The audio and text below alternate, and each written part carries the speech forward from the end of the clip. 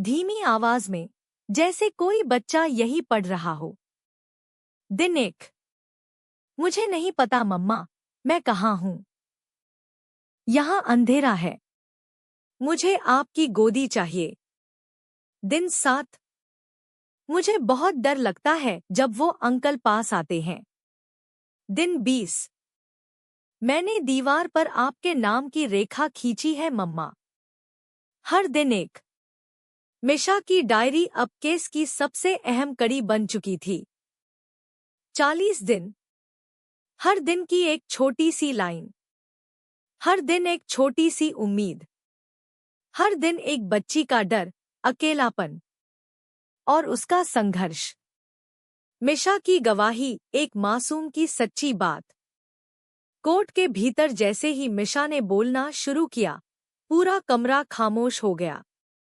छोटी सी बच्ची, जो मुश्किल से 6 साल की थी, अब खड़ी थी एक गवाह की तरह। उन्होंने मुझे कहा कि मम्मा ने मुझे छोड़ दिया और अब वो ही मेरे पापा हैं। उसकी आवाज कांप रही थी। उन्होंने मुझे कमरे में बंद किया। कभी खाने को रोटी दी, कभी कुछ नहीं। रात को मैं दरवाजा खटखटाती थी, लेकिन कोई नहीं सुनता था। कोर्ट रूम में आरोही की सिसकियां गूंज रही थी। अनाया चुपचाप बैठी थी।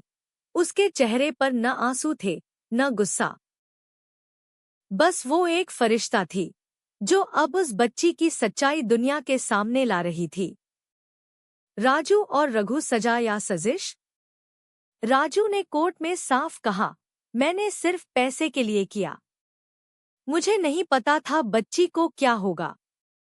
रघु, जो अब भी पागलपन की झूठी पनाह में छुपा हुआ था, अचानक चीखा, वो मेरी थी। वो मेरी बेटी थी। भगवान ने मुझे भेजा था उसे बचाने के लिए इस दुनिया से। कोर्ट ने मनोचिकित्सक की रिपोर्ट के बाद फैसला दिया। रघु मानसिक रूप से अस्थिर है, उसे सुरक्षित मानसिक संस्थान में रखा जाएगा। राजू को अपहरण, साजिश और नाबालिग को कैद में रखने के आरोप में 15 साल की सजा। लेकिन एक सवाल अब भी बाकी था। क्यों? क्यों रघु को लगा कि मिशा उसकी बेटी है? और कैसे उसकी मां, यानी मिशा की दादी, सब कुछ जानते हुए भी चुप रहीं? दादी का राज, चुप्पी की सजा। अनाया ने आरोही को सलाह दी, तुम्हें अपनी सास से बात करनी होगी। उनका सच सामने आना जरूरी है। आरोही अब पहले से ज्यादा मजबूत हो चुकी थी। वो उस पुराने बंगले में पहुंची, जहां सब शुरू हुआ था। दादी अब बहुत कमजोर हो चुकी थी। उन्हें देखकर कोई नहीं कह सकता था कि उनकी चुप्पी ने किसी की जिंदगी बर्बाद कर दी। आप जानती थी ना कि रघु क्या कर रहा है? आरोही ने सीधा पूछा। दादी की आंखों में आंसू आ गए। वो मेरा बच्चा था। उसकी मां मर गई थी, तब से मैं ही सब कुछ थी उसके लिए। जब वो बीमार पड़ा, दुनिया ने मुंह मोड़ लिया, लेकिन मैंने नहीं छोड़ा। जब वो कहने लगा कि मिशा उसकी बेटी है, मैं डर गई। डर से सच छुपाना गुनाह है, आरोही ने कहा। आपने रघु को नहीं, एक मां से उसकी बच्ची छीन ली। दादी अब सिर्फ रो रही थी। शायद सजा उन्हें भी मिल चुकी थी, अंदर ही अंदर।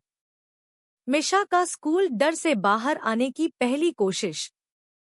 अब मिशा स्कूल वापस जाने लगी थी। शुरुआत में वो अकेले बैठती थी, हर आवाज पर चौंकती थी। मगर कुछ हफ्तों में एक छोटी सी दोस्त बनी, नीरा। एक दिन नीरा ने उससे पूछा, तुम्हें अंधेरे से डर लगता है? मिशा ने मुस्कुराकर कहा, अब नहीं। क्योंकि अब अंधेरे में भी मुझे मम्मा की आवाज सुनाई देती है। अनाया का अलविदा। एक शाम अनाया ने आरोही से कहा, अब मेरी जरूरत यहाँ नहीं है। तुम्हारी कहानी अब तुम्हारे हाथों में है।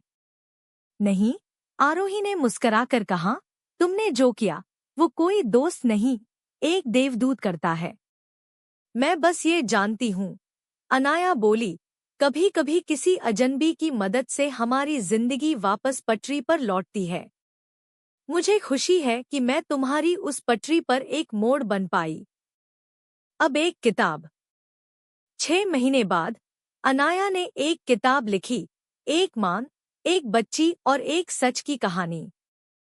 किताब बेस्टसेलर बनी, मगर उसके पहले पन्ने पर लिखा था, इस किताब की सबसे बड़ी जीत ये है कि मिशा अब हंसती है।